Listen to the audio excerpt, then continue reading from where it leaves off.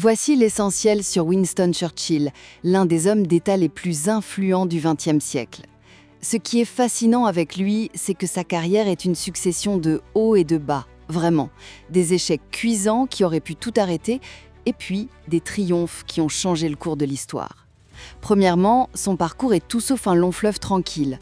Au début, il est militaire, il se fait même un nom en s'évadant d'un camp de prisonniers, c'est assez fou. Mais en politique, il est surtout marqué par le désastre des Dardanelles pendant la Première Guerre mondiale, une opération militaire catastrophique dont on le juge responsable. Et ça, ça le met sur la touche pour un bon moment. Deuxièmement, son heure de gloire, figurez-vous qu'il la connaît au moment le plus sombre. Dans les années 30, il est l'un des seuls à voir le danger nazi arriver, mais personne ne l'écoute. Il est complètement isolé. Et puis, en 1940, quand la situation est désespérée pour le Royaume-Uni, c'est lui qu'on va chercher. Sa mission est simple, ne jamais céder à Hitler.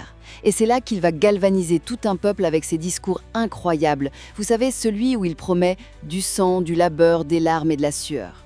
Enfin, son héritage est complexe, c'est le moins qu'on puisse dire. Tenez-vous bien, il gagne la guerre et, juste après, en 1945, il perd les élections. Incroyable, non ? C'est aussi lui qui, dès 1946, parle du fameux rideau de fer. Mais Churchill, ce n'était pas qu'un politicien. C'était un écrivain, il a eu le prix Nobel de littérature et un peintre. Bien sûr, aujourd'hui, on regarde aussi ses côtés plus sombres, comme son opposition à la décolonisation. Bref, Winston Churchill fut un leader de guerre tenace et un personnage monumental, dont l'héritage, bien que controversé, continue de façonner notre époque. Retrouvez les liens en description et abonnez-vous pour recevoir d'autres vidéos de la chaîne 100% Bio.